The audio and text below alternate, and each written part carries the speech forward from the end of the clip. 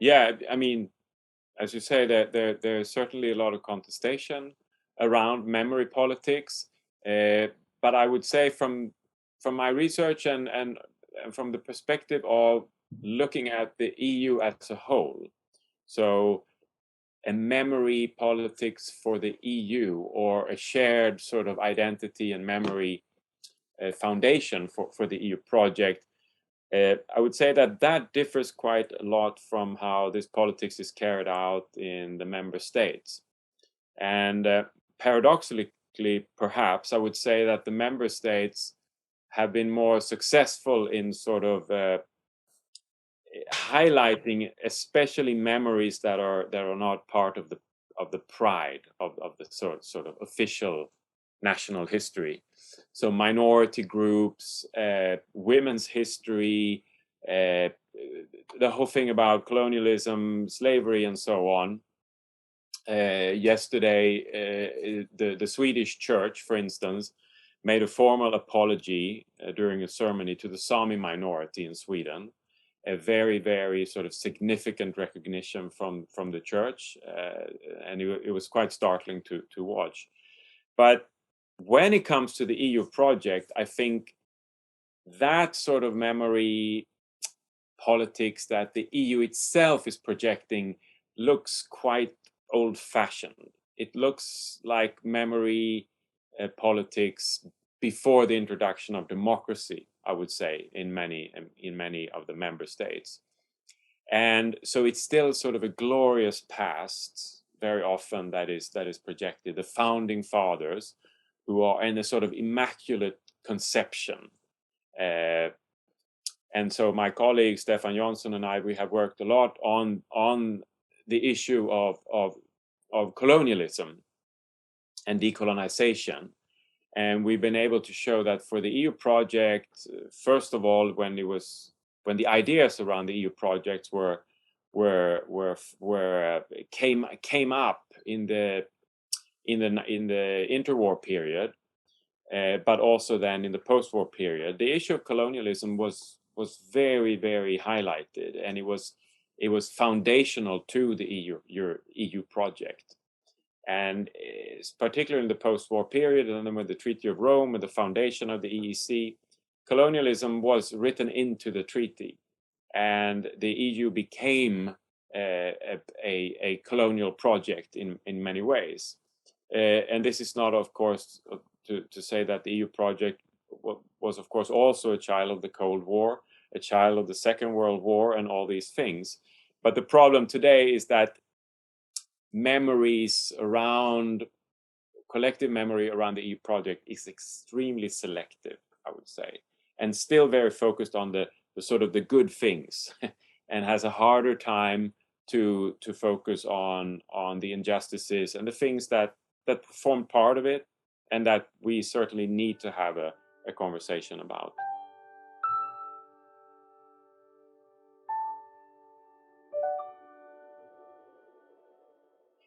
Yes and no. I think it's still, of course, very important.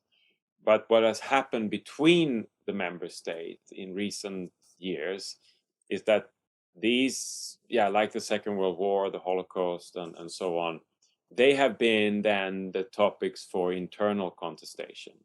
So there's been a lot of blame going back and forth between countries on how they behaved during the Second World War. Let's say, how should the issue of the Holocaust, how is that debated in various countries, and then blame being thrown at between countries and so on. So I'm not sure it's so stable any longer, if it ever was, but I think there was more stability around these sort of tropes around the crimes. And then, of course, what I then see as the mythical sort of memory politics, where the EU then claims that this project was the one that created peace in Europe.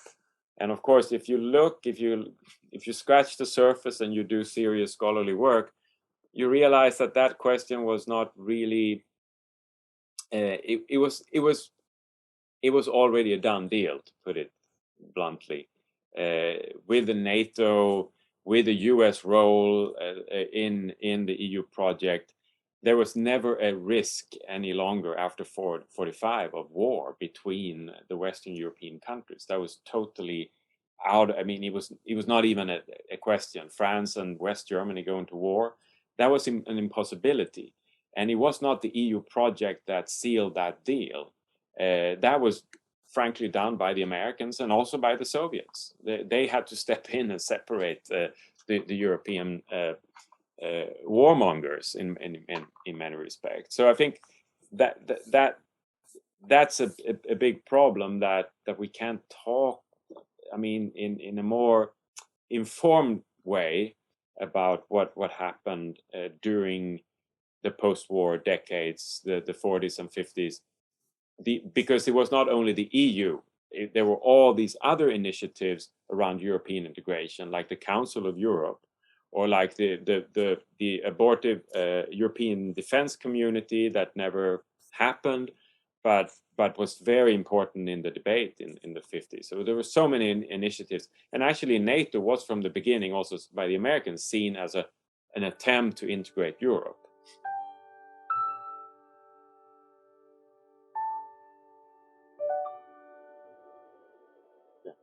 It's very interesting you bring that up, because that goes to the heart to what I and my colleagues been doing around this Eurafrica project. Because yes, it's true, colonialism is gaining traction as a contested field in national politics around Europe, but it's still a very quiet thing when you deal with European integration and the EU project.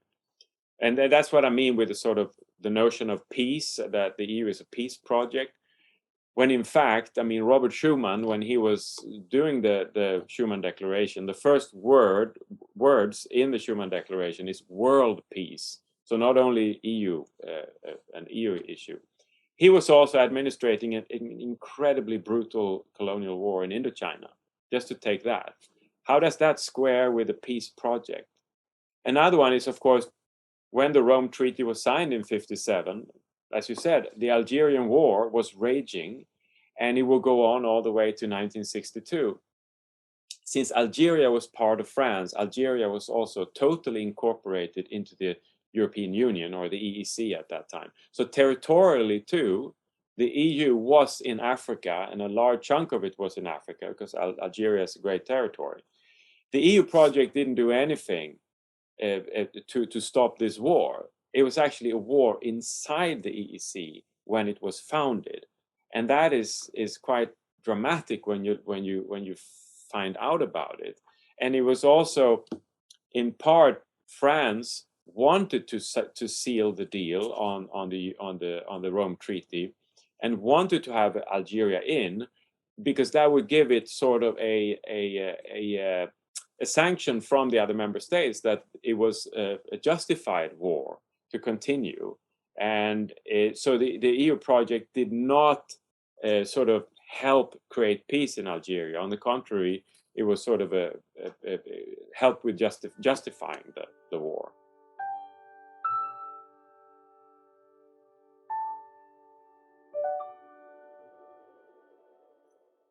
Yeah, it's quite contested here too in Sweden, and new issues have come to the fore. So I should say it was not the state that apologized to the Sámi, it was actually the Swedish church. But the Swedish church back then, when injustices were committed by the church, it was a state church. But now the Sámi people are very appreciative of the fact that the church did this, the archbishop yesterday. But the Sámi minority leaders are now saying, well, this is good, and the next step is for the state to apologize. But like you mentioned, the Sweden Democrat Party, which is the extreme right, they have a neo-Nazi background. Yes, they have made statements around this that are quite startling. So saying that you cannot really combine a Jewish identity and a Swedish identity, or a Sámi identity and a Swedish identity, that maybe it's okay to have those identities, but they're hard to square with the Swedish one. They make all these sort of statements. Some of them are test balloons. It's all sort of politics around it, but it has heightened sort of an awareness and a debate about on the one hand the history of Sweden, but then also how Swedish society has changed, and how old versus new minorities, also that type of dynamic.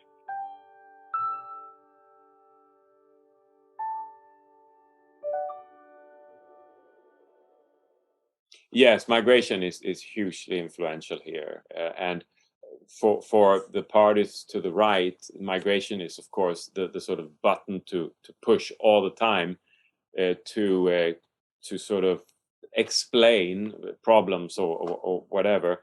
But it's also the button to history to say that, oh, in the past it was homogeneous and so on, which is again a myth. Sweden has never been homogeneous in that sense, but it has been. There's been times with very active homogenization policy, trying to sort of homogenize in some way, ethnically, culturally, and so on. But migration now, I mean, yes, Sweden has 20% of the population now is born abroad, and if you count them, you know, like myself, people who have parents who are not born in Sweden and so on, it's it has a very high rate in that sense of migration, and it plays out in all sorts of ways. But I think in many ways we forget how mundane this has become. So in most people's lives, I mean, I look at my work environment, colleagues from all over the world, and this is just what many people are experiencing in their daily life, and we don't reflect so much on it.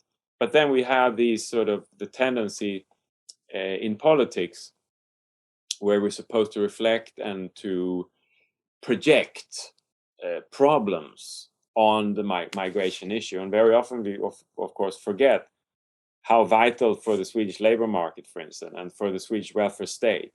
I mean, in Swedish elderly care, for instance, 30% of those working there are foreign born. They are majority refugee background and so on. So we have all these sort of things, the effects that makes migration is so integral to Swedish society. Yet we try to debate it in a way where we have migrants here and Swedes here, which is absolutely absurd. But we do it, right. And it's a problem.